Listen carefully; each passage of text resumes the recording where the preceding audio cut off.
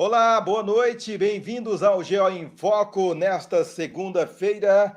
Hoje, com a edição especial do Geo em Foco Entrevista, vamos trazer um bate-papo muito especial com um tema que é muito importante, que é sobre o autista, né? Tem muita gente que tem dúvida, estranha, não sabe como lidar com esta situação, e hoje nós vamos trazer um profissional para trazer todos os detalhes sobre esse lado da vida, né? Essas pessoas que são mais especiais, mas que podem e que fazem muitas coisas aí normais, né? Não precisa a gente ficar olhando de escanteio, olhando com certa distância, né? Tudo isso a partir de agora com o nosso convidado. Hoje, Murilo Nascente é psiquiatra, já temos a imagem dele aqui, e nós vamos falar com ele, trazer todos os detalhes, ele que atende na APAE Palmeiras de Goiás. E esse tema de hoje é o transtorno do espectro do autista. E aí faz parte da Semana Nacional da Pessoa com Deficiência Intelectual e Múltipla, que é realizada em todo o Brasil, promoção das APAES. E Palmeiras de Goiás tem uma APAE, graças a Deus, faz um trabalho brilhante aí com muitas famílias e está promovendo a semana virtual. Por quê? Diante da pandemia da Covid-19, mais uma vez, né, eles têm que se reorganizar, tiveram que se reorganizar e lançaram a Semana Nacional de forma virtual. Então, começou no sábado, teve aí o vídeo de abertura, ontem teve um evento na Igreja Cristã Evangélica, um culto em ação de graças, e hoje a nossa live aqui no GO em Foco. Eu vou dar boa noite aqui para o doutor Murilo primeiro, a gente vai para o intervalo e volta já para começar o nosso bate-papo. Quero convidar você que já está assistindo a nossa live, compartilhe, se você está no Facebook, compartilhe, pode comentar, pode também fazer qualquer pergunta dentro desse assunto aí para o doutor Murilo. Você que está aí no YouTube, se inscreva em nosso canal se você ainda não é inscrito. Dá aí um gostei, né, um joinha aí para a gente aqui e também esperamos o seu comentário aqui. Se você faz parte da família apaiana, comente também. Vamos engrandecer a nossa live de hoje. Boa noite, doutor Murilo. Muito obrigado por participar com a gente desta entrevista e falar sobre esse assunto tão importante. Tudo bem? Tudo bem. Boa noite, Marcos. Prazer estar aqui.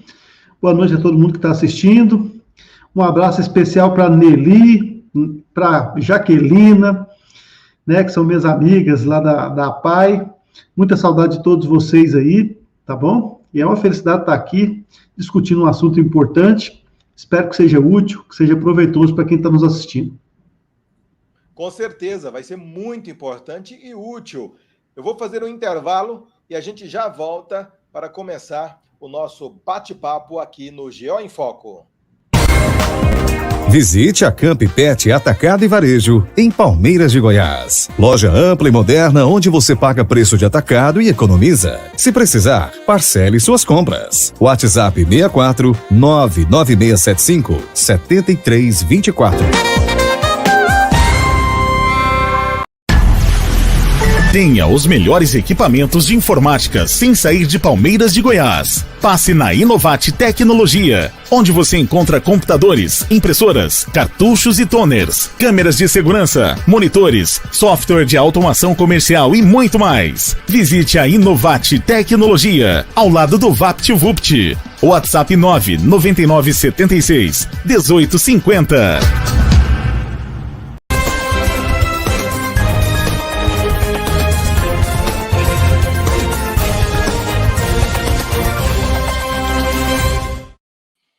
Já estamos de volta aqui no GO em Foco Entrevista, hoje com o doutor Murilo Nascente, psiquiatra. Vamos falar sobre o espectro do autista dentro da Semana Nacional da Pessoa com Deficiência Intelectual e Múltipla, promovida pela APAE.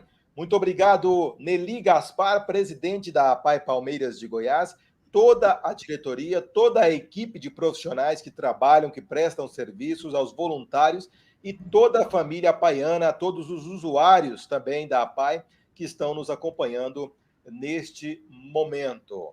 Bom, doutor Murilo, vamos começar, né, pelo início mesmo aí, para a gente identificar e saber, né, o que é o autismo ou o que é o espectro de autista. Bom, o autismo é um transtorno mental que está especialmente envolvido com a infância. A criança autista, é claro que existem adultos autistas, mas na maior parte das vezes eles já nascem com autismo e pode ser que em casos muito leves passe desapercebido e que o diagnóstico é feito depois de adulto, mas na maior parte das vezes é feito na infância e tem relação muito grande com a capacidade que essas crianças têm de socializar. Socializar significa conviver em grupo, fazer amiguinhos, né? Se relacionar com outras crianças. As crianças autistas têm muita dificuldade, especialmente porque são incapazes de entender as emoções que os outros sentem. Então, o autista, ele não sabe muito bem quando o outro está feliz, quando o outro está triste, quando o outro achou engraçado, quando o outro ficou irritado, de tal forma que, geralmente, ele não sabe se comportar bem diante das situações sociais. E como ele tem essa dificuldade de comportamento social, ele geralmente evita os confrontos sociais, incomoda ele, por ser uma situação que ele tem pouca habilidade. Então, você vai ver sempre um autista se envolvendo com poucas pessoas, com poucas amizades, no máximo tem um amiguinho ou outro, e mesmo com esse amiguinho, as brincadeiras são sempre ele que determina, ele nem sempre está de acordo com o que o outro pensa, ou se importa muito com o que o outro pensa. Então, o autista tem, principalmente, como principal sintoma, essa característica da dificuldade social, podendo também ter outros transtornos, por exemplo, dificuldade de falar, alguns não falam, comportamentos repetitivos, déficit cognitivo, ou seja, dificuldade de aprendizagem, mas às vezes é compensado por outras habilidades, uma memória muito boa, uma memória sonora ou visual muito boa. Então, dentro do espectro, por isso que chama espectro, não existe só um tipo específico de autismo, mas em todos os tipos de autismo, o sintoma principal é a dificuldade de contato social. E como é que a gente identifica? Eu quero falar sobre os graus, né, a diferença de graus, mas como a gente identifica? Nós, pessoas comuns aqui, como é que a gente identifica?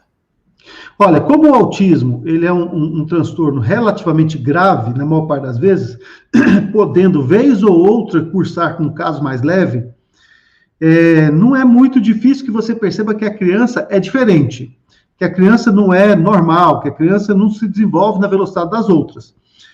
Mas como existem vários tipos de transtornos que envolvem a infância, não só o autismo, é necessário que um profissional da área faça o diagnóstico, um psiquiatra, um psicólogo. Às vezes existem outros tipos de profissionais, terapeutas ocupacionais, pessoas que lidam muito com autistas, que também são capazes de fazer esse diagnóstico através das características. Mas, grosso modo, você vai perceber uma criança que não fixa o olhar em você. Desde a amamentação, é interessante, geralmente as crianças amamentam trocando um olhar de afeto com a mãe. E o autista não. O autista, ele não olha na mãe, ele mama, mas ele está sempre interessado em outras coisas, e o contato visual, olho no olho, não gera afeto nele, não gera uma sensação boa. Você geralmente vê as crianças procurando o olhar dos adultos, desde a primeira infância, de alguns meses, e já dando aquele sorriso social. Então, ele olha e sorri, ele olha e brinca. Isso faz com que os adultos, olha, ele gosta mais do papai, ele gosta mais da mamãe, ele gosta do vovô, ele sorriu para mim. O autista não tem essa característica. Então, ele não tem essa coisa de olhar, se emocionar e sorrir, e provocar o sorriso no outro. Então, é essa dificuldade de contato social, desde a infância mais precoce, é que ajuda a gente a perceber que o autista tem uma dificuldade. Existe diferença de graus? Tem um grau mais forte, um menor, mais leve? Como é que chama isso? Sem dúvida. O transtorno de espectro autista engloba todas as características infantis que incluem dificuldade de contato social. Agora, tem desde casos muito graves, como síndrome de Rett, por exemplo, que é um caso gravíssimo, em que a criança vai até os 2 ou 3 anos se desenvolvendo normalmente, e depois ela tem uma deterioração progressiva e ela para de falar, para de se comunicar, para de trocar olhares, e é muito grave. A criança fica completamente alheia à realidade. Até o autismo clássico, que é uma criança que não fala, ela não verbaliza, ela só murmura, e quando ela quer uma coisa, ela fala algo que você não entende. Às vezes os pais conseguem entender, vez ou outra, o que a criança está dizendo, porque estão convivendo mais, mas ela não fala palavras, não articula frases, até os casos de autismo bem mais leve, que foi chamado durante um período de Asperger, que hoje caiu, esse termo não está sendo usado, mas ainda a gente ouve muito falar síndrome de Asperger, que seria um caso de autismo em que a pessoa é capaz de falar, a criança desenvolve a habilidade da fala, mas ela não é capaz de ter as habilidades sociais plenas. Então, é sempre uma criança um pouquinho estranha, isolada, calada, e que sempre tem interesses muito intensos e individuais. Então, se ela gosta de futebol, ela só fala de futebol e não importa se outra pessoa vai jogar com ela. Se ela gosta de videogame, ela só fala em videogame e não está nem aí, não quer jogar com outras pessoas, é ela com o videogame. Então, o Asperger, ele geralmente ele é excêntrico, é diferente, e não importa com ninguém, não quer que ninguém vá participar da brincadeira com ele. Aliás, ele até se incomoda. Ele está a fim de brincar sozinho, ele quer ficar, e o interesse por essas outras atividades é muito intenso. Então, ele só fala de um assunto. Ele só fala daquilo, é só aquilo que interessa, qualquer coisa que foge daquilo, ele não se importa, não dá nenhum grau de interesse. Esse é o Asperger, que seria o caso dos autismos mais leves, né, que hoje é chamado de transtorno do espectro autista, casos leves. Os casos moderados, os graves, são aqueles que não conseguem falar, até os muito graves, que a pessoa fica completamente isolada. Tudo isso pode fazer parte do transtorno do espectro autista.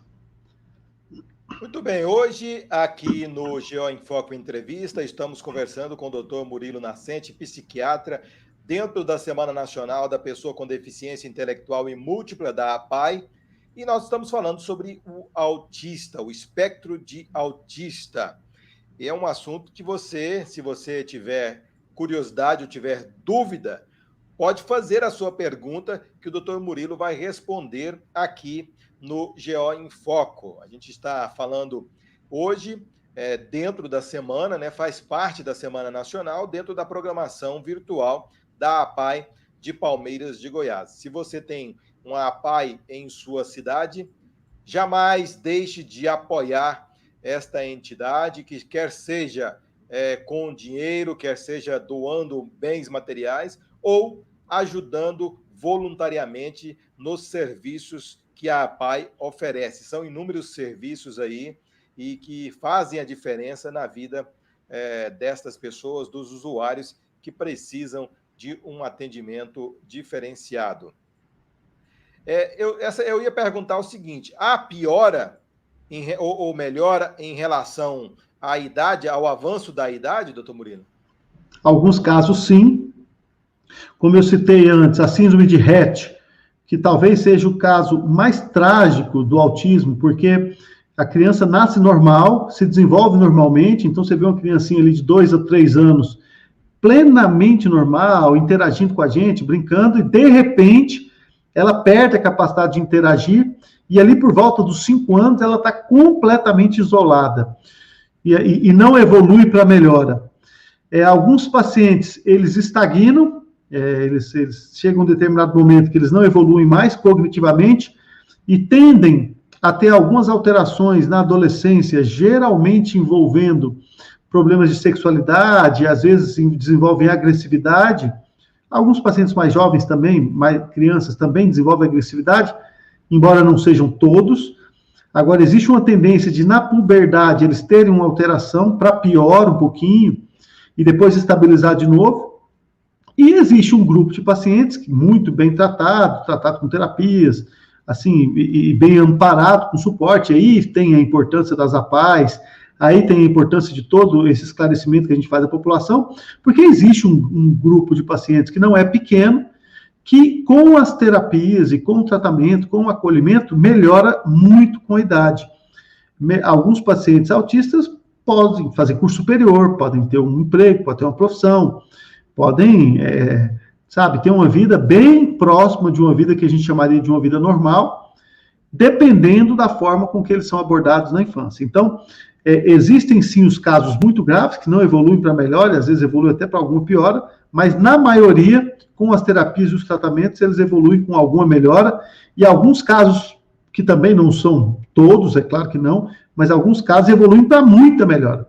Então, as pessoas praticamente têm uma vida plena. É só um profissional para perceber que aquela pessoa tem um distúrbio de comportamento. Eu vou fazer mais uma pergunta aqui para o doutor Murilo e depois, em seguida, nós vamos começar a ler aqui alguns comentários, as participações dos nossos seguidores. E como é feito o diagnóstico? Através de algum tipo de exame? Não. O diagnóstico em psiquiatria, ele é clínico. O que eu quero dizer com ele é clínico? Não existe um exame para nenhuma doença mental que seja patognomônico. Vamos traduzir esse palavrão. Patognomônico é aquela condição que não deixa nenhuma dúvida.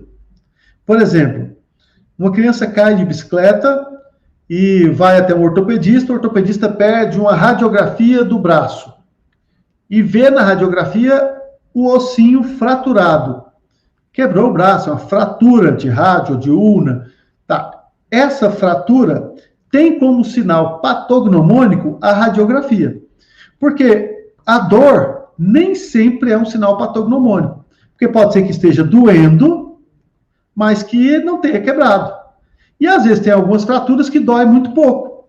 Então a dor não é uma condição que acontece sempre que tem fratura, nem que define a fratura. O exame de imagem, sim. Então, o exame de imagem mostrou a fratura, tem fratura.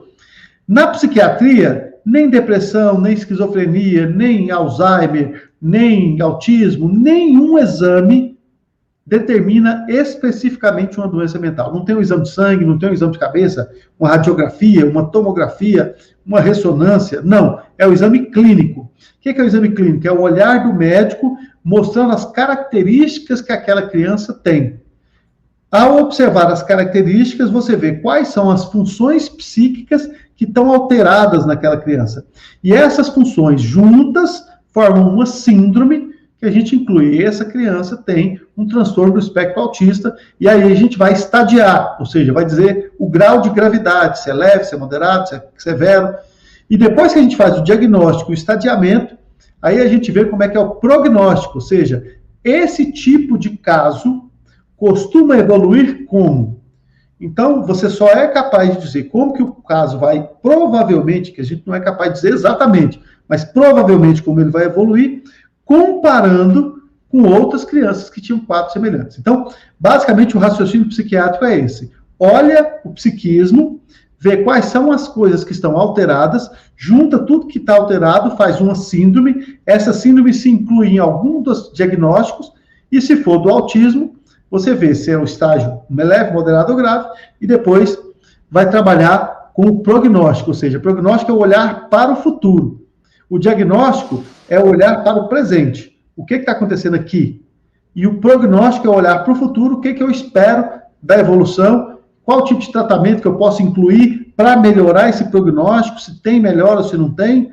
Isso tudo é o trabalho do psiquiatra, é o olhar, não é através de exame. Simplesmente observação clínica. Muito bem. Vamos trazer aqui algumas participações. Quem está com a gente nesta noite aqui no Geo em Foco Entrevista, Vanessa Duarte, boa noite, Vanessa, muito obrigado. Sheila Maria de Lima, boa noite. Oi, Sheila, muito obrigado.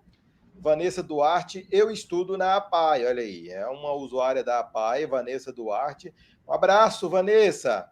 Jaquelina de Melo Arantes, professora Jaquelina, ela que também faz parte aí da APAE.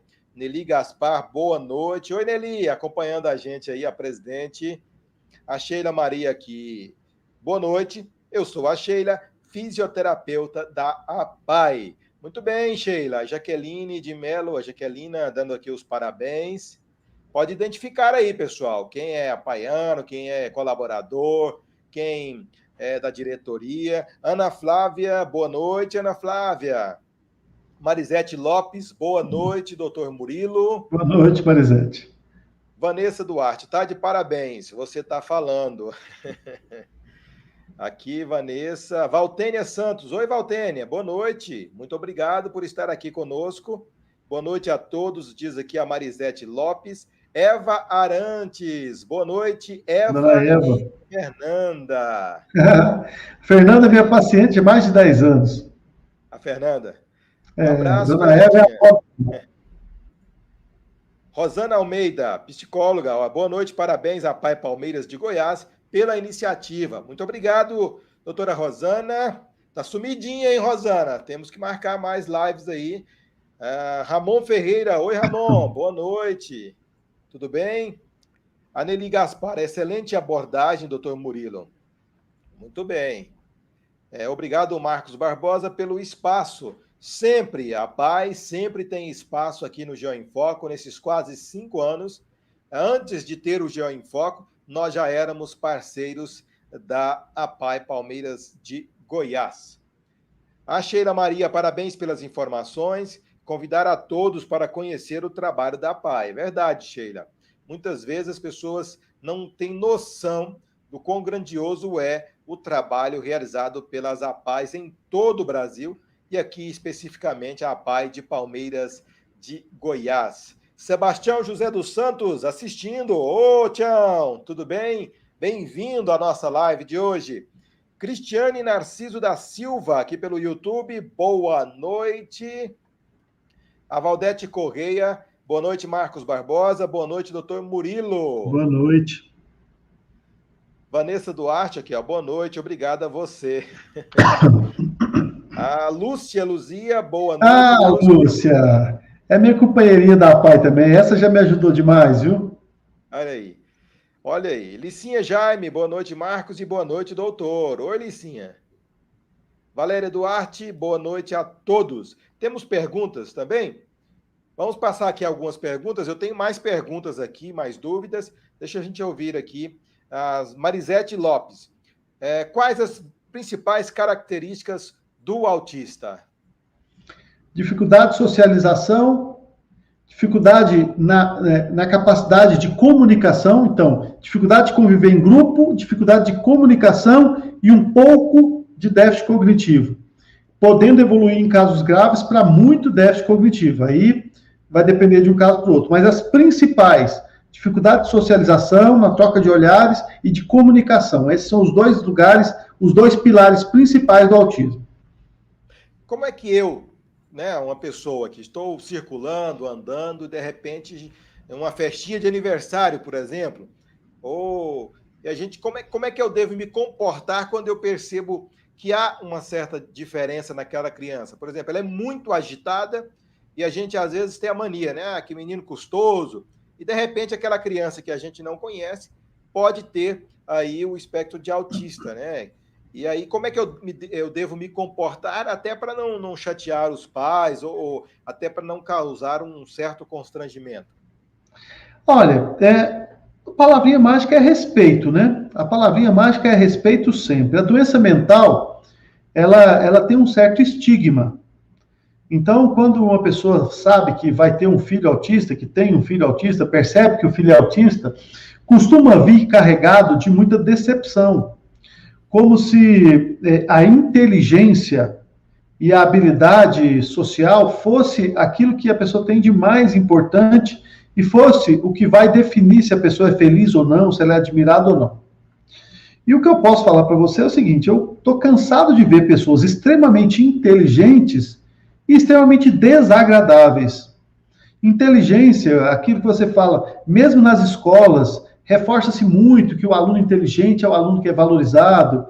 Porque eu sou burro, porque eu não sou bom em matemática. A pessoa se menospreza dizendo que é burro. Fulano é inteligente. Então, é como se a inteligência ela fosse a característica, como se fosse a beleza da psique. Então, uma pessoa bonita fisicamente e psicologicamente a beleza da pessoa seria a inteligência, aquilo que todos invejam. E, na verdade, quando você vai conviver com as pessoas, a gente admira as pessoas pela bondade, pela ética, pela capacidade de respeitar. não é inteligência. Então, o fato de uma pessoa ser autista e ela ser mais ou menos inteligente, ela ter uma habilidade específica muito grande e outras habilidades menores, não determina de fato que aquela pessoa é, o caráter que aquela pessoa vai ter. Então, o respeito que a gente tem por uma pessoa autista, se você perceber uma criança autista numa festa, se você perceber uma pessoa que tenha qualquer tipo de transtorno mental, é o respeito que você tem por qualquer outra pessoa que você não conhece, porque, de fato, a gente não conhece aquele autista. Então, quando você conhece uma pessoa e a vê pela primeira vez, você está diante do desconhecido, você está diante de algo que você não sabe o que é. Então, dá para a pessoa o benefício da dúvida.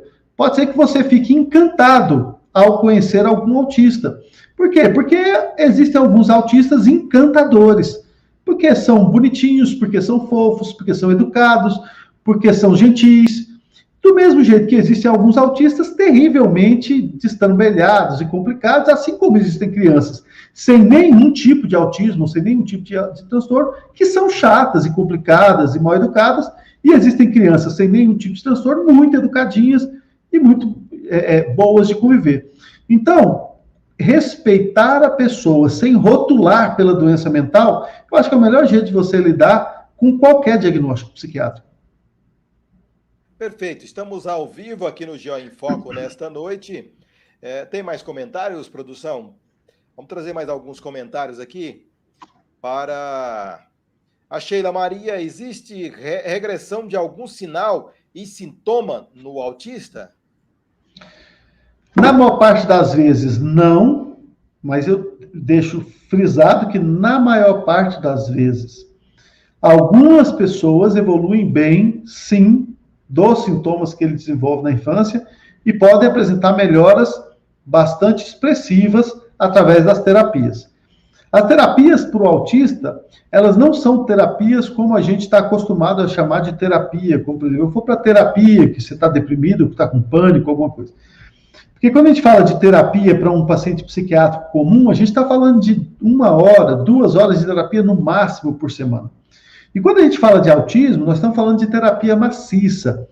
10, 12, 15 horas semanais de terapia. Então, todos os dias ir para terapia, equiterapia. Então, quer dizer, você trabalhar com animais, você trabalhar com brinquedos, você tentar socializar com outras crianças, com o professor, todo tipo de estimulação, fonoaudiólogos, não é? Fisioterapeutas, porque às vezes eles têm alguns tipos de problemas motores. Então, é uma equipe multidisciplinar, no qual o médico é uma parte tão importante quanto as outras, né? Então, o médico ele é um protagonista no início para fazer o diagnóstico, mas quando o diagnóstico é feito, o médico perde completamente esse protagonismo, porque fica reservado para o médico só passar remédios. E os remédios, de certa forma, podem ajudar, sim, a conter algum tipo de comportamento inadequado, mas não curam, não levam a melhora. Os remédios para o autismo, eles são sintomáticos. O que significa sintomático? Significa que você vai no sintoma e dá uma melhorada, mas não vai na causa. É mais ou menos como se você tivesse uma infecção de garganta e tivesse febre. E aí você vai lá e toma um antitérmico. O antitérmico resolve o sintoma febre, mas não vai lá na bactéria que está na garganta e mata. O que mata a bactéria seria um antibiótico. Então não adianta você ficar tomando antitérmico todo dia, você só não vai ter febre, a infecção vai estar lá. O autismo é mais ou menos a mesma coisa. O remédio que você dá é para a criança que está agitada, para a criança que está agressiva, para a criança que está insone, para a criança que está hiperativa, mas não é para resolver o autismo, porque a priori não existe cura para o autismo, nem tratamento específico. Existe estimulação multidisciplinar que faz a criança evoluir um pouco. Perfeito. Tem mais participação aqui na nossa live de hoje, GO em Foco Entrevista. Hoje com o Dr. Murilo Nascente, psiquiatra, estamos falando sobre o autista. Temos aqui a participação, deixa eu só pegar aqui a próxima participação da Iaís Nunes. Método ABA é o melhor tratamento para TEA? É o transtorno de espectro autista. Não obrigatoriamente, a gente vai individualizar um pouco essa análise aqui. Alguns pacientes evoluem muito bem com ABA, outros nem tanto. Isso é meio difícil de prever assim que você começa as terapias, assim que você começa a instituir um tratamento. É um tratamento que tem entrado eu não vou falar na moda, mas que tem entrado em evidência nos últimos anos, e assim como o uso de canabidiol, por exemplo, do ponto de vista farmacológico, que parece que tem sido promissor, mas ainda não dá para se dizer que é o melhor tratamento, que é o mais resolutivo. Vamos evitar isso, vamos individualizar e vamos olhar paciente por paciente, porque alguns pacientes vão evoluir com outros tipos de terapias mais tradicionais, com muito mais eficácia. Então, realmente não dá para a gente definir qual é a terapia que é melhor para o autismo, porque elas são múltiplas. A dificuldade dos pais aceitarem a criança autista, como é que elas devem se posicionar? Como é que elas conseguem, como fazer para aceitar essa situação? O que a gente vê, Marcos, na maior parte das vezes é assim, as mães têm aquele jeito de amar que é próprio das mães. Mãe, ela ama o filho de forma incondicional. Então, não importa se o filho é autista, ou se o filho é branco, preto, amarelo, verde, azul, violeta, ou se o filho é surdo ou mudo, não importa. O amor da mãe, na imensa maioria das vezes, salvo algumas exceções, é incondicional. Aí a gente tem, geralmente, que lidar com um problema que é o pai. O pai, realmente, cria uma expectativa de ter um filho perfeito, cria a expectativa de ter um filho que vai ser o sucessor dele, cria a expectativa de ter um filho inteligente, e cria várias expectativas. E às vezes nem o pai é inteligente assim, mas ele quer que o filho dele seja mais até do que ele é. Então, de certa forma, que a decepção, que muitas vezes a mãe, ela quando vai percebendo, ela vai cada vez acolhendo mais o filho, salvo raras exceções. É claro que tem mãe que tem dificuldade de aceitar o autismo, tem, mas na maior parte das vezes, a mãe é muito afetuosa. O pai é que geralmente é o ser dentro da família que tem mais dificuldade de aceitar o filho autista e vive uma espécie de luto. O pai vive uma espécie de sofrimento devido ao fato de o filho não ser aquilo que ele imaginou que seria. E esse luto que o pai sofre, ele pode durar algum tempo, às vezes alguns anos. E muitos pais se retomam depois de viver esse luto e conseguem ser pais presentes, ser pais que amam os filhos e perceber que os filhos autistas também têm a seu modo o jeito de amar, o jeito de expressar carinho, o jeito de expressar sensibilidade, embora seja diferente da média. Mas, assim, o jeito, primeiro, é conscientização, parar de viver as expectativas de uma vida perfeita, parar de colocar nos filhos a responsabilidade de resolver as suas frustrações enquanto pessoa, porque muitas pessoas são extremamente frustradas com o que elas mesmas são. A pessoa nunca estudou, queria que o filho estudasse, a pessoa nunca ganhou dinheiro, queria que o filho ganhasse, a pessoa se acha feia e queria que o filho fosse bonito, não quer ver ele mesmo no filho. Então, grande parte dos pais que eu vejo sofrem disso mesmo, para falar o português mais claro. Eles gostariam que os filhos fossem uma evolução deles. E quando eles percebem que o filho tem uma alteração que vai fazer com que ele se estacione, que não seja um expoente, que não seja, ou não vá para uma Olimpíada, uma coisa, essas coisas que os pais ficam, um jogador de futebol, um astronauta, uma coisa assim, aí os pais se decepcionam. É o tempo do luto mesmo, de lidar com essa decepção, e depois, na maior parte das vezes, se retomar e ver que é uma bobagem, e que um filho é uma caixinha de surpresa. Você não sabe exatamente o que vai vir quando você tem um filho. Então, inclusive a personalidade do filho vai se desenvolvendo à medida que você cria, e você vai tendo surpresas sempre. Algumas boas, outras nem tanto. Então, especialmente quando a gente entra com os filhos ali entre os 11 e 12 anos de idade, a sensação que você tem é que um alienígena veio e comeu o seu filho. Porque aquela criancinha, gente boa, que ficava com você, que era carinhosa, que era feliz e tal, vira um demônio, né? O adolescente vira um bicho que você não reconhece, né?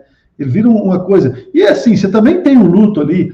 e depois se retoma. Então, o filho, ele é sempre uma caixinha de surpresas, ele é sempre um ser diferente. Depois que ele vai ficando mais adulto, passa 14, 15 anos, ele se retoma, ele se aproxima de novo de vocês, você vê que não era tão grave e tal, mas alguns não se retomam mais, pode se envolver com droga, pode sofrer um acidente, pode engravidar na adolescência. São todos riscos de quem é pai e mãe. Então, o autismo é um desses riscos, né, de um acidente que pode trazer infelicidade, mas pode trazer muitas riquezas também. E uma criança autista, uma criança especial dentro de uma casa, ensina muito para a família. Ensina a ser generoso, ensina a ser atento, ensina a ser uma pessoa melhor mesmo, né? Então, eles são verdadeiros mestres de amor, né? Eles ensinam as pessoas a serem mais amorosas, ensinam as pessoas a serem mais presentes. Então, na maior parte das vezes, é um luto pelo filho perfeito, ideal, que não veio. É assim que acontece. Uma única causa ou tem várias causas que trazem o TEA, o transtorno de espectro autista? Olha, até hoje, em medicina, quando a gente fala que tem muitas causas, porque na verdade a gente não sabe a causa, né? A gente não sabe exatamente a causa. Então, nós não temos ainda a noção exata do que causa o autismo. Mas nós temos indícios importantes. Por quê? Porque famílias que têm, por exemplo, pai autista, costumam ter filhos autistas. Então, se você tem várias pessoas da mesma família dentro do espectro autista, isso significa que existe sim uma característica genética importante. Bom, primeira coisa, genética. Mas todo filho de autista vai ser autista? Não. Então, não é só a genética que determina. Existe alguma coisa no ambiente também que pode determinar. Então, algumas questões, como algumas proteínas cerebrais, que têm a ver com inflamações. Então, pessoas que têm alergias alimentares, pessoas que sofreram viroses na infância, pessoas que a mãe, durante a gestação, passou por uma virose muito grave e teve uma inflamação muito grave, pode desenvolver o que a gente chama de proteínas mieloides ou amieloides, que se depositam dentro do cérebro e que fazem com que a pessoa perca a cognição, muito, muito semelhantes ao cérebro da pessoa que tem Alzheimer. Então, o cérebro autista tem muita semelhança inicial com o cérebro do Alzheimer, sabe?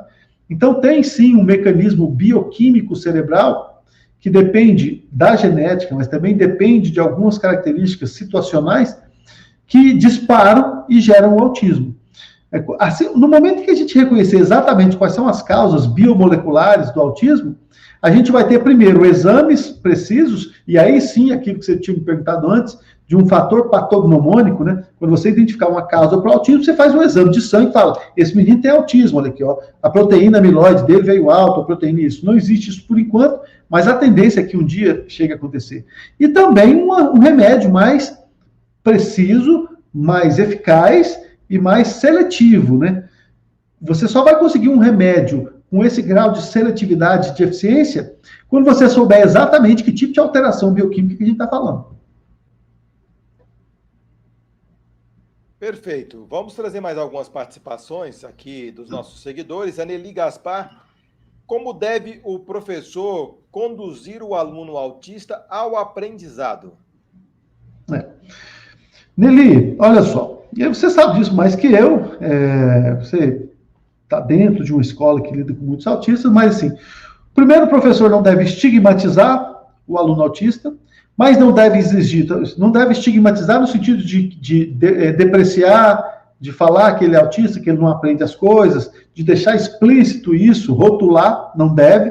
E, em compensação, também não deve tratá-lo exatamente como uma criança normal e exigir dele o rendimento de uma criança normal. Porque um autista, quando é exigido acima da sua capacidade, ele geralmente fica agressivo, ele fica inquieto e fica hostil. Então, é você levar ele até o grau que ele consegue de aprendizado e não forçar mais que isso, tentar levar ele até o limite dele, perceber, ter a sensibilidade de perceber que chegou no limite, não adianta querer forçar mais que não vai, e principalmente estimular muito a socialização com os colegas. Por isso que a tendência hoje é não isolar os autistas em escolas para autistas. É colocar os autistas junto com as crianças não portadoras de autismo. Qual que é a ideia disso? A ideia disso é, primeiro, ensinar o autista a socializar com o não autista, porque o principal do autismo é não socializar. Então, se você pega o autista e isola ele, você vai reforçar aquilo que ele tem de mais intenso, que é a falta de socialização. Então, você leva ele para o meio das crianças. E também educar as outras crianças a lidar com o diferente. Por quê? Porque as crianças, elas têm um padrão de perfeição, de normalidade. E quando você lida com um autista, e você vê que ele é diferente, e o seu professor te ensina que ser diferente pode ser legal, que ser diferente nem sempre é ser ruim ou ser pior, que ser diferente merece respeito. Quando você aprende isso desde criança, você vai aprender a aceitar melhor negros, mulheres, homossexuais, pessoas de outras religiões, pessoas de outras crenças, pessoas com outra ideologia política. Então, na verdade, o autista, dentro de uma escola normal, ele, além de ser beneficiado pelo fato de socializar um pouco mais, ele beneficia, porque ele ensina os outros a serem mais tolerantes. Então, o autista também é um mecanismo de educação das crianças normais. É claro que ele não vai render igual aos outros, e por isso que é preconizado um professor de apoio. Então, ele fica dentro de uma sala com crianças normais, vamos supor, 20 crianças, um autista, um professor para as 20 crianças e um professor só para o autista, ou para 2 autistas que estiverem naquela sala. É chamado professor de apoio. Para quê? Para ajudar o autista onde ele tem dificuldade. Às vezes ele não consegue ler, às vezes ele não consegue se expressar muito bem, às vezes não tem coordenação motora boa para desenhar, para escrever. Então, o professor auxiliar, ou o professor de apoio, ele auxilia o autista nessas atividades que ele tem mais dificuldade. Porém, sempre dentro do convívio social com outras crianças. Agora são 9h57 da noite, já o horário avançado, nós vamos conversando e vai desenrolando o assunto. O assunto é muito interessante, como eu disse aqui no início da nossa live, eu tenho outras perguntas para serem feitas, infelizmente não vai dar para fazer tudo hoje, mas vamos trazer mais aqui, pelo menos as participações. A Jaquelina de Melo, o que o senhor fala sobre o uso de medicação no tratamento? Ou as terapias com a equipe multiprofissional, não é preciso entrar com medicação? Ou seja, né, o que o senhor tem a dizer sobre... Vamos falar sobre o tratamento, e aí o senhor já responde a Jaqueline aqui sobre o uso de medicação no tratamento ou as terapias com a equipe multiprofissional. Jaquelina, caso a caso, né? É caso a caso. Tem pacientes que você vai colocar ele dentro da sala de aula e ele não vai conseguir ficar na sala. Ele vai agredir outra criança, ou ele vai ignorar todo mundo, ou ele vai ter a libido muito exaltada, ele vai ter alterações que inviabilizam ele ficar na sala. E é nesse ponto que entra o tratamento com remédio. Então, o tratamento com remédio visa você deixar o paciente em condições para aproveitar o convívio social, para melhorar com o convívio social e não se estressar ainda mais. Então, tem pacientes que são muito agressivos, tem pacientes que são muito inquietos, tem pacientes que são muito desatentos. E aí, nesse muito inquieto, desatento ou agressivo, você reduz um pouco essa agressividade, essa inquietação e tudo, com medicações. Então, não é que está contraindicado o uso de remédio, só não é o principal. O remédio é aquele fator que traz o paciente para a possibilidade da abordagem multidisciplinar. Então, o paciente que não consegue, por qualquer motivo, entrar dentro de um clima de terapia em sala, de aprendizado em sala, com a psicóloga, com a fonoaudióloga, com a fisioterapeuta, com o assistente social, com todas as pessoas que circulam esse tratamento, esse garotinho, ele vai ser medicado justamente com a ideia de reduzir as hiperproduções psíquicas dele e trazer ele para a possibilidade de, dentro da sala, render junto com as outras crianças, junto com os professores, dentro das terapias propostas.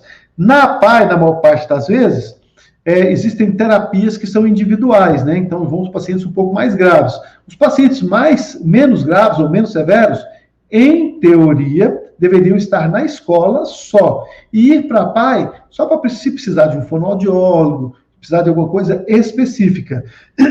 Eles deveriam aprender junto com os outros colegas. Mas o que a gente vê é que, primeiro, muitas escolas de ensino normal não estão aptas a receber autistas, ou não estão interessadas, ou não têm treinamento, simplesmente não estão preparadas para recebê-los, e encaminham esses pacientes para a PAI como se a PAI fosse um lugar para mandar autista. E não é verdade. A PAI trata todos os tipos de pessoas especiais, inclusive o autista, mas quando essas especialidades, ou quando esses sintomas atrapalham no convívio social. Para todo mundo, a regra é ficar o máximo possível em casa, é ficar o máximo possível na escola normal, é ficar o máximo possível dentro de uma vida padrão. E a PAI fica para aparar as arestas quando realmente extrapola alguma coisa. Né? Então, a PAI seria a retaguarda do tratamento, e não o primeiro lugar para onde você empurra o menino. Mas, infelizmente, as pessoas, elas invertem um pouquinho essa equação, e acaba que a PAI na verdade, né? Eu me lembro, 10 anos indo na PAI de Palmeiras, você atende muitos pacientes leves que não precisariam estar na PAI, atende pacientes graves também que precisariam das terapias, e acaba que esses pacientes mais graves acabam não tendo condições de estar em mais terapias, porque as mães e os pais dos pacientes leves exigem que o filho faça todas as terapias, quando na verdade não precisa disso. Então, existe uma coisa chamada plano terapêutico individual, né, em que a equipe multiprofissional faz uma avaliação daquele paciente e determina quais são as atividades que a PAI oferece que são úteis para aquela pessoa. Então, às vezes, a psicoterapia, que as pessoas falam, eu quero que vá ficar com um psicólogo, às vezes não é útil para aquele paciente. Às vezes não vai ter impacto nenhum. E por uma questão de vaidade, ou por uma questão de ignorância mesmo, não, eu quero que meu filho fique com um psicólogo, eu quero que fique terapeuta. Por que meu filho não está fazendo isso? Porque às vezes não é indicação, né? Às vezes não tem indicação clínica, naquele momento do tratamento, naquele momento da vida e da evolução dele, não tem utilidade. Então, o tratamento ele é completamente individualizado. Você olha a cada pacientezinho, vê quais são as características dele, mais e menos, discute em equipe, monta um plano terapêutico que pode ou não incluir medicação. Então, na maior parte das vezes, como eu não fico na PAI o tempo inteiro, eu vou periodicamente na PAI, quando eu chego a Nelly, já falo, fulano, precisa de avaliação, a Jaquelina fala, a Lúcia fala, fulano, Beltrano, Ciclano, precisam de avaliação, são pacientes, aí já elas entram na sala antes do paciente e me falam, esse paciente é assim, assado, ele não tem apoio familiar, ou então ele tem muito apoio familiar, mas ele é agressivo, ou ele tem a libido. Então me contam a história, eu examino o paciente na presença de um dos terapeutas que sabe a história dele, às vezes da mãe, que sabe contar a história, e eu dou um remédio para tentar trazer ele para a possibilidade da terapia. Então, tudo em conjunto à disposição do paciente. E não necessariamente ele participando de tudo. Não é uma disputa para ver quem é mais importante na PAI. É colocar dentro de critérios técnicos o que pode ser útil para cada um dos pacientes. Mais 15 minutos de entrevista, para até não tomar muito o seu tempo nesta noite, doutor. Vamos trazer aqui os últimos comentários. Vamos fazer um ping-pong. Rapaz, eu vou falar uma coisa. Minha vida é dar aula. Sabe desde que hora eu estou dando aula hoje? 7 da manhã. Direto. Dei aula de 7 da manhã, meio-dia 50, saí um pouquinho, fui atender, atendi de 2 até as 5, fui para a rádio, dei entrevista na rádio de 5 até as 7, saí, vim para o Instagram, fiz uma live de 1 hora, estou aqui com você. Se for para entrar até meia-noite, é o que eu faço mesmo. É a única coisa que eu sei fazer na vida é dar aula. É dar aula e falar. Isso é importante. Essa sua disposição está de parabéns. A gente corre tanto, né, no dia a dia e encontra essa disposição para compartilhar conhecimento. Isso é fantástico. Eu parabenizo e agradeço por estar aqui conosco nesta noite aqui, dedicando à PAI externamente, né, e ao GO em Foco. Vamos trazer aqui os últimos comentários para a gente finalizar a nossa live aqui. O assunto está muito bom e eu vou aqui até meia-noite também.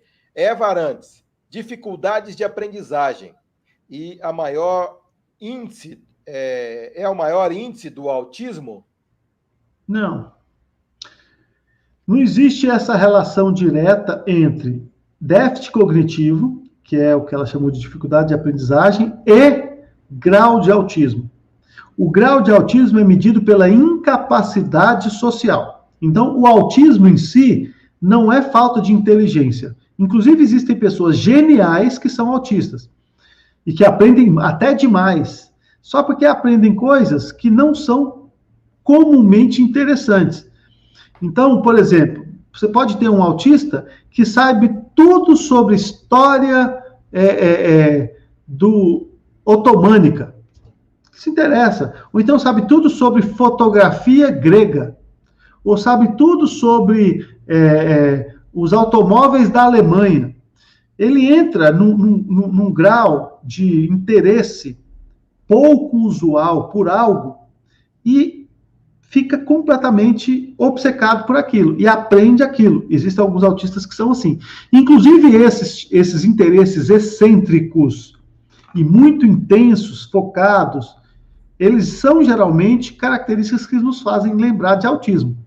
Então, pessoas que querem, por exemplo, colecionar selos da Inglaterra de 1920, a coisa que quem se interessa? A gente começa a desconfiar que esses interesses muito diferentes e muito focados e constantes têm relação com o autismo. Nem sempre, é claro, pode ter um colecionador que se interessa por isso, pode sim, mas a gente liga uma luzinha amarela, fala, opa, diferente isso aqui. Geralmente as pessoas não são assim. Então, não necessariamente tem dificuldade de aprender. Às vezes tem facilidade de aprender até demais, só que aprende só coisa pouco usual. Agora, os casos mais graves de autismo, eles têm uma diferença. Eles têm muita dificuldade social, de convívio, e muito pouca habilidade de comunicação.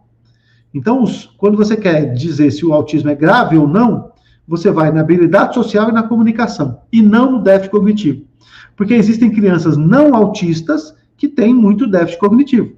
Déficit cognitivo não significa autismo, tá? Tem autista que não tem, e tem gente com déficit cognitivo que não é autista. Então, não é por aí que a gente faz o diagnóstico e nem o estadiamento do autismo, não. Vamos continuar, então, aqui, rapidamente. Sônia Bonifácio. Oi, Sônia, boa noite. É possível ocorrer mais de um caso em uma família? De irmãos, por exemplo? Não só possível, como relativamente frequente. Não só possível, como frequente. Então, eu tenho casos em consultório que tem pai e 2 irmãos. Pai e 2 filhos, né? 2 irmãozinhos, filhos do cara. Então, pai é autista, só com autismo leve, conseguiu casar e tudo, mas você vê que ele é diferente, não conversa com quase ninguém, mesmo nas consultas, quase não sorri, é sempre calado, diferente mesmo. É um Asperger clássico. E 2 filhinhos com autismo, um com autismo muito grave, que assim, anda na pontinha do pé e tem cheio de estigmas físicos, e um outro com autismo leve, parecido com o do pai. Você vê que os 2 são do espectro autista. Então, você vê que é um quadro genético mesmo, tá? Ligado, inclusive, ao cromossomo Y. Existem muito mais garotos homens do que garotas mulheres com autismo. A razão é mais ou menos de 3 a 4 para 1. Então, é mais ou menos 3 homens autistas para 1 mulher autista. Então, existe, sim, alguma coisa genética e provavelmente ligada ao cromossomo Y, que é o cromossomo sexual. Agora, exatamente onde está, a gente ainda não sabe. Existem estudos, doutor Murilo, em andamento, alguma experiência, algum estudo mais atual, com alguma novidade, ou ainda não? Marcos, olha só, existem muitos estudos andando no mundo sobre autismo, só porque a medicina, ela não anda muito ligada, assim, com aquilo que precisa mais. Infelizmente, como tudo no mundo, os interesses financeiros, principalmente, eles determinam por onde que a ciência vai andar. Então, por exemplo, autismo é muito mais grave do que depressão, por exemplo. Não tem como comparar. Uma pessoa autista é um quadro gravíssimo. Depressão é grave, mas não como o autismo. Primeiro, depressão tem cura, depressão é episódica, ela vai e vem. O autismo é um negócio gravíssimo. Então, se você fosse estudar, principalmente baseado na necessidade, você ia estudar muito autismo, você ia estudar muita malária, você ia estudar muito calazar, você ia estudar algumas doenças que são gravíssimas. Só porque dá menos dinheiro. Então, os laboratórios costumam estudar mais aquilo que dá mais lucro. Então, estuda muita depressão. Então, tem muito antidepressivo no mercado. Você estuda pouco alcoolismo, embora o alcoolismo seja muito grave, mas você não vê muito remédio para alcoolismo no mercado, nem tratamento. Então, infelizmente, a medicina ela não se desenvolve do jeito que a gente gostaria. Mas você perguntou, tem estudos? Tem estudos. Especialmente estudo com canabidiol, né, que é a folha, que seria a substância da maconha. Lá nos Estados Unidos já está aprovado para o uso no autismo, tá? E o mundo está ganhando um pouco essa lógica, nesse jeito de pensar. E eu já vi alguns pacientes aqui no Brasil tomando canabidiol com alguma melhora. Não vou dizer para você que é sensacional, assim, nossa, não, mas pelo menos uma porta de investigação interessante, que não seja só ficar adaptando remédio de outras doenças para o autismo. Porque, na verdade, é isso que se faz. Dá remédio de epilepsia para o autismo, dá remédio para esquizofrenia para o autismo, dá remédio de depressão para o autismo, de ansiedade para o autismo, porque não existe remédio para autismo. Então, você fica adaptando outras drogas. Então, eu vejo o vislumbre, assim, de que talvez alguma coisa mais específica vá aparecer. Mas, volto a dizer, não é o foco central dos principais laboratórios do mundo, não. Muito bem, tem mais comentários aqui, produção? A Lucélia Avelino de Castro, semana passada o ministro da Educação sugeriu que seria melhor para o aluno especial que tivesse uma sala separada, argumentando ele que teria mais condições de obter assistência. Qual é a sua opinião, doutor, sobre isso? A minha opinião é que o ministro da Educação precisava de um pouquinho mais de educação. Essa é a minha opinião. É um idiota. Não foi só essa frase infeliz que ele falou, não. Ele falou outras frases. Ele disse que o autista atrapalha os alunos normais. Ele disse que professor, quando a pessoa escolhe ser professor, é porque tentou ser todas as outras coisas e não conseguiu. Entre outras frases, que é um imbecil completo. Então, infelizmente, é isso que a gente tem para hoje. Tem mais comentários aqui? Estamos ao vivo aqui no Geo em Foco, finalizando então a nossa entrevista de hoje. Muito obrigado a todos que participaram. Eu acho que ficaram algumas perguntas aqui sem fazer. É um assunto muito amplo que merece, inclusive, dentro dessa sua agenda apertada, a gente fazer depois uma outra live, pode ser em outro horário, em outro dia, para que a gente volte a discutir esse assunto. Eu achei muito interessante, eu acho que muitas pessoas aqui, quem assistiu, quem está conosco até agora, aprendeu um pouquinho mais sobre o espectro do autista e, com certeza, vai compartilhar isso com outras pessoas a partir de agora. Eu quero te agradecer, doutor Murilo, psiquiatra. Ele atende aí há mais de 10 anos na APAE de Palmeiras de Goiás, atende em Anápolis, atende em onde mais, doutor? Formosa, Brasília, mas agora estou quietando mais em Anápolis. Veja bem, primeiro, Marcos, não tem cerimônia. Se você quiser falar de psiquiatria, você pode me convidar, você tem meu WhatsApp agora, você me convida, não tem cerimônia. Fala, doutor, pode hoje, pode amanhã, pode semana que vem, eu venho. Eu tenho um Instagram que tem um monte de gente seguindo, que eu só falo de psiquiatria. Então, eu tenho 24 anos que eu dou aula e aprendi um bocado de física, dou aula de física e um bocado de psiquiatria. E é isso que eu faço. Então, Instagram, @Murilo Nascente. Se você gosta de ouvir falar sobre psiquiatria, sobre ansiedade, sobre depressão, sobre esquizofrenia, sobre tratamento, sobre remédio, quer aprender? Vai lá, e se você quiser me convidar para voltar outras vezes aqui, convite que eu venho para falar do tema que você quiser, dentro de uma coisa que eu domine. Eu só não vou falar de coisa que eu não domino, porque também não vou passar pelo ridículo. Isso aí.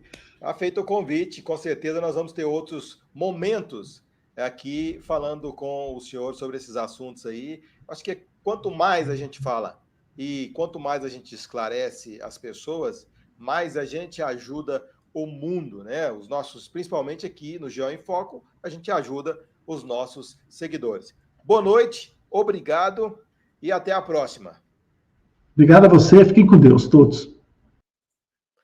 Conversamos ao vivo com o Dr. Murilo Nascente, psiquiatra, aqui no Geo em Foco Entrevista, edição desta segunda-feira, edição especial, dentro da Semana Nacional da Pessoa com Deficiência Intelectual e Múltipla da APAI de Palmeiras de Goiás. As APAIs do Brasil inteiro estão promovendo a Semana Nacional, geralmente é 21 a 28 de agosto. E este ano, a APAI de Palmeiras, mais uma vez, devido à pandemia, fez uma programação virtual, tem alguns eventos presenciais, no semáforo, por exemplo, nessa semana, que é importante, de conscientização. Amanhã nós temos uma sessão especial na Câmara Municipal também. O encerramento vai ser uma missa na Igreja São Sebastião. Então, nós temos uma programação aí que você pode acompanhar pelo Geo em Foco e pelo perfil da APAI Palmeiras de Goiás no Instagram, também pelo perfil e a página no Facebook. Então, não faltam canais para você acompanhar a programação da Semana Nacional da Pessoa com Deficiência Intelectual e Múltipla. Eu quero agradecer aqui a Nelly Gaspar, presidente da APAI, toda a diretoria da APAI, todos os usuários da APAI, pessoas que eu gosto demais, tem muitas pessoas que têm um carinho grande comigo, que me ouviam na rádio, que acompanham o Geo em Foco, também todos os profissionais, colaboradores e voluntários da APAI, o meu abraço, o meu carinho a todos vocês. A você que ficou até agora comigo aqui, com o Dr. Murilo, muito obrigado. A você que comentou, você que compartilhou, você que curtiu, o nosso carinho especial a todos vocês. E a gente volta nesta semana aí com outras lives, com outras entrevistas, sempre trazendo informação. Aqui no Geo em Foco, você já sabe, entretenimento, informação, tem as nossas entrevistas, tem a utilidade pública, tem o balcão de emprego, oportunidade de emprego, tem um momento de solidariedade também, enfim, ele é muito completo para que você possa acompanhar aí todos os dias nas redes sociais do Facebook, Instagram, tem o nosso site também, geoinfoco.com.br e o nosso canal no YouTube, você pode digitar Geo em Foco e localiza todas as nossas transmissões. Um grande abraço, boa noite, muito obrigado. Lembre sempre, fique no Geo em Foco. Deixo aqui os nossos comerciais e a gente volta a qualquer momento aí, ao vivo também, no Geo em Foco. Visite a Camp Pet Atacado e Varejo, em Palmeiras de Goiás. Loja ampla e moderna, onde você paga preço de atacado e economiza. Se precisar, parcele suas compras. WhatsApp 64 99675 7324.